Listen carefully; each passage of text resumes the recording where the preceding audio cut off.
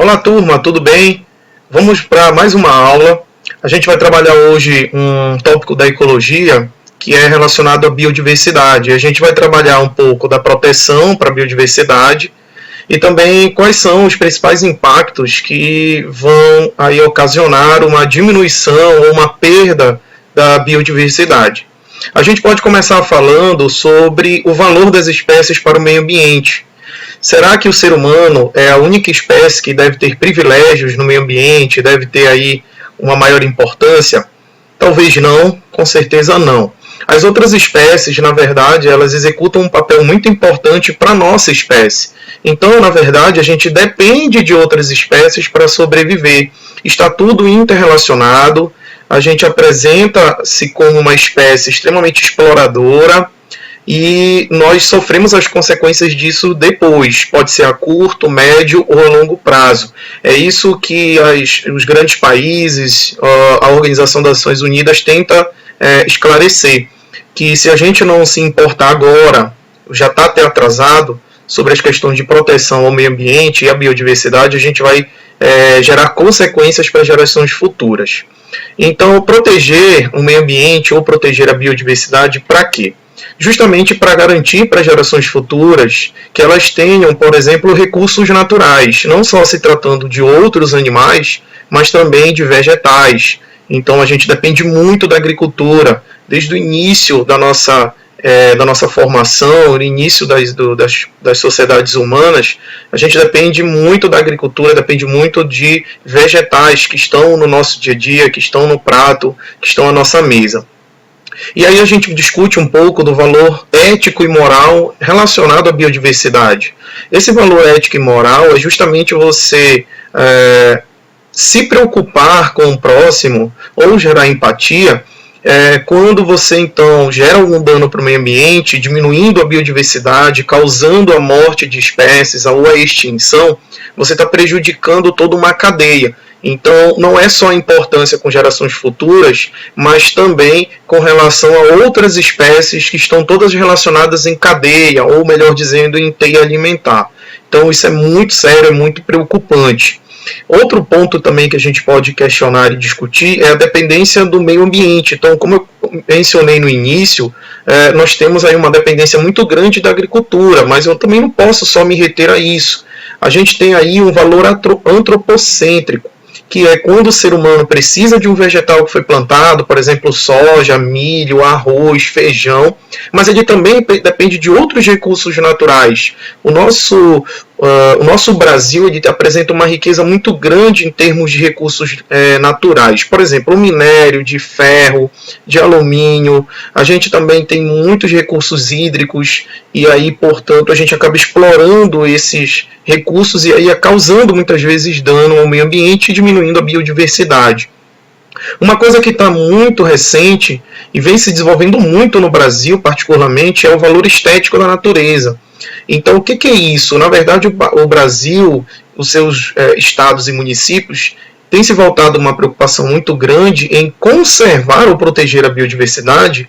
Por quê? Porque se desenvolve muito bem aqui o turismo ecológico. Então as pessoas elas acabam sendo atraídas, principalmente estrangeiros, para as regiões que são exuberantes. Nós temos aí biomas de maior biodiversidade do mundo, a floresta amazônica é um exemplo desses. E a gente também tem paisagens exuberantes, locais em que as pessoas acabam se encantando, elas não conhecem, são diversos animais interagindo. Então, esse turismo ecológico ele gera muito lucro para a população, para o estado, para o município e até para a federação.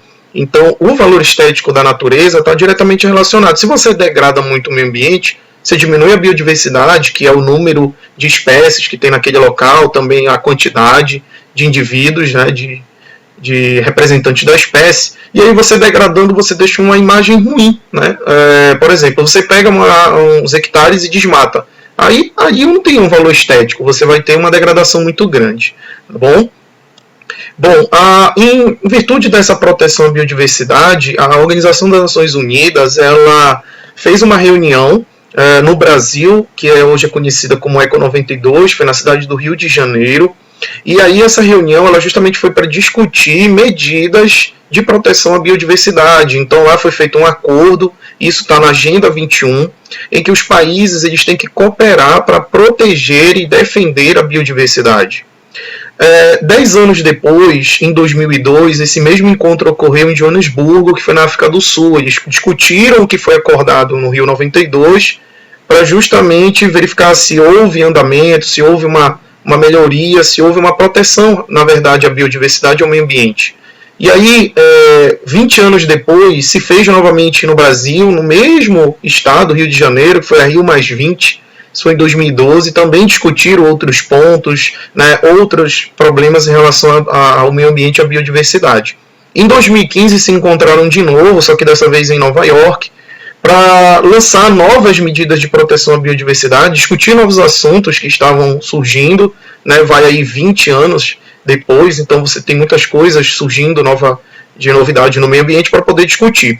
E aí eles estabeleceram um prazo, que era 2030, e em 2030 eles vão rever todo o progresso dos países em relação à proteção à biodiversidade. E assim, um dos pontos a se discutir é o seguinte: o que o Brasil tem feito em relação a isso, a esses encontros, a Eco 92, depois o encontro em 2002 na África do Sul, e depois em 2012 novamente no Rio, e em 2015 em Nova York. O Brasil tem feito uns avanços e uns progressos em termos de unidade de conservação. O que são unidades de conservação? São áreas, né, vários hectares, quilômetros e quilômetros de vegetação, de animais que são protegidos em termos de território. Então o ser humano ele não pode entrar lá sem autorização, ele precisa, na verdade, proteger aquele local, ele tem que ser consciente muitas vezes de não invadir, de não derrubar, de não extrair de lá nada. Então o Brasil avança nesse sentido, proteger as suas áreas. Tá bom? E aí a gente discute essas áreas como o bioma de floresta amazônica, Mata Atlântica, Cerrado, Caatinga, Pantanal principalmente também. Então isso que acontece em relação no Brasil. Bom, os meus alunos do 9º ano, finalizando esse capítulo, eu peço para vocês fazerem as atividades da página 34, que são os exercícios de aprendizagem, questão 7, 8, 9 e 10. Agora a gente vai para o capítulo 3, que fala sobre um pouco da biodiversidade e a ação humana. Então, essa perda de biodiversidade está relacionada também à ação humana. E a gente vai esclarecer mais à frente que também não está somente no ser humano, mas também em mudanças climáticas que vêm ocorrendo. Mas, claro, muitas dessas são provocadas pela ação do ser humano. Então, vamos lá para os principais fatores discutidos pela ONU que vão favorecer uma degradação da biodiversidade. O primeiro deles, um ranking, é as mudanças no uso da terra e do mar. Como são essas mudanças no uso da terra e do mar? O ser humano, por exemplo, ele vai fazer uma agricultura, né, ele vai fazer uma plantação e aí derruba uma floresta lá e aí, portanto, ele está causando um dano. Por quê? Porque ele tira de lá toda a estabilidade do local e vai implantar a sua monocultura, por exemplo, que vai plantar lá só soja. Então ele já está degradando a terra, já está degradando o solo. No mar, a gente pode trabalhar isso com a exploração dos recursos hídricos, não só em termos de água, mas também, por exemplo, vai poluir a água. E também eu posso utilizar as espécies marinhas, então eu vou realizar uma pesca industrial, vou retirar muitos indivíduos daquele mar durante várias horas, então eu estou degradando, eu estou prejudicando as espécies. O segundo é a exploração direta dos organismos. Também está relacionado a isso. Então, por exemplo, o que eu vou explorar? Vou explorar madeira daquele local, cedro, mogno. Então eu vou explorar lá o ipê. Então essas madeiras, por exemplo, eu vou retirar uma grande quantidade delas para atender uma demanda do mercado. Então isso provoca um dano, porque aí você tem que fazer um reflorestamento com as espécies nativas que você tirou do local. Então isso é um problema sério também. Mudanças climáticas, elas podem ocorrer naturalmente ou então ocasionadas pela ação humana.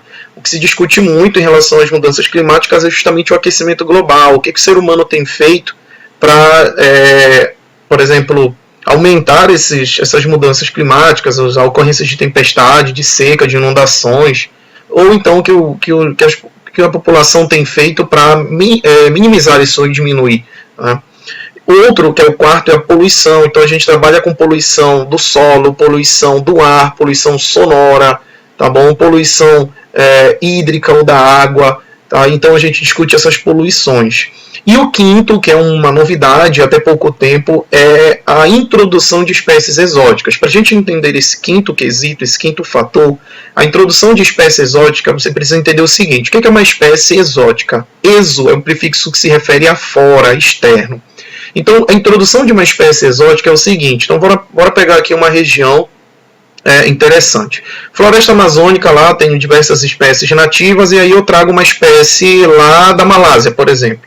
Eu trouxe uma espécie exótica. Então, se eu trouxe uma espécie exótica para cá, e aí eu posso ter duas situações. Eu posso trazer ela para cá de modo consciente, quando eu quero, sei lá, reproduzir ela aqui na floresta amazônica, vender, extrair algum produto para comércio dela, ou pode ser trazida acidentalmente. Esses dois casos, tá?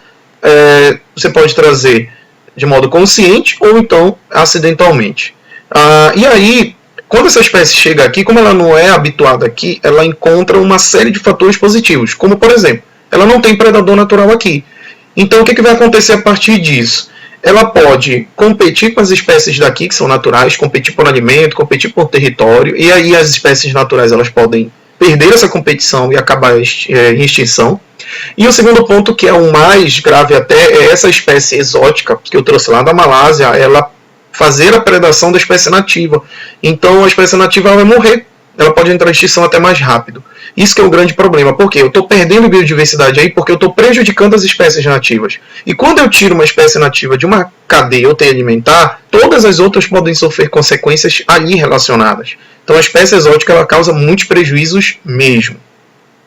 Um outro ponto a se discutir é a fragmentação de hábitats. O que é a fragmentação de hábitats? Então você tem uma área, você tem um hectare, e aí você vai lá e divide essa área porque você quer construir uma estrada, quer passar por lá uma ponte, ou então você quer derrubar a floresta ali, e você separa, enfim, você separa duas áreas.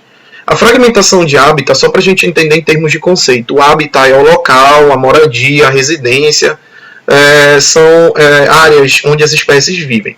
Então, quando eu fragmento hábitats, eu vou causar um prejuízo na perda de biodiversidade. Por quê? Porque as espécies que são do interior, elas estão habituadas a um clima, a uma estabilidade lá, e aí quando você fragmenta, as bordas elas vão se aproximando. Então, o que acontece? Quando você fragmenta um hábitat, as espécies de borda, que são as da lateral, que são as externas ali, na periferia, elas vão se estabilizar muito bem, porque elas já estão acostumadas com aquele clima da borda, com aquela área externa. Agora, as espécies que são do meio ou internas, elas têm muito prejuízos. Por quê? Porque elas perdem essa capacidade de equilíbrio do ambiente. Então, elas vão sentir muito isso. Então, isso é bastante complicado. Então, aqui nessa ilustração, você percebe que tinha uma área maior, ela foi fragmentada. E percebe que na área de cima, onde tem só o passarinho na espécie do meio, né, que são espécies do interior, antes era o passarinho, o urso ou um outro lagarto ali, e na área abaixo, que foi o resultado da divisão, você só tem um lagarto. Então você perdeu ali as espécies de urso, por exemplo, outras espécies de passarinho ou de lagarto. Percebe que as espécies de borda, que é ali um verde mais claro, elas estão normais. Elas já não perdem tanto nesse sentido. O grande prejuízo é para as espécies do interior. Estão bem equilibradas, tá bom? A erosão do solo é um outro problema muito sério em relação à perda de biodiversidade.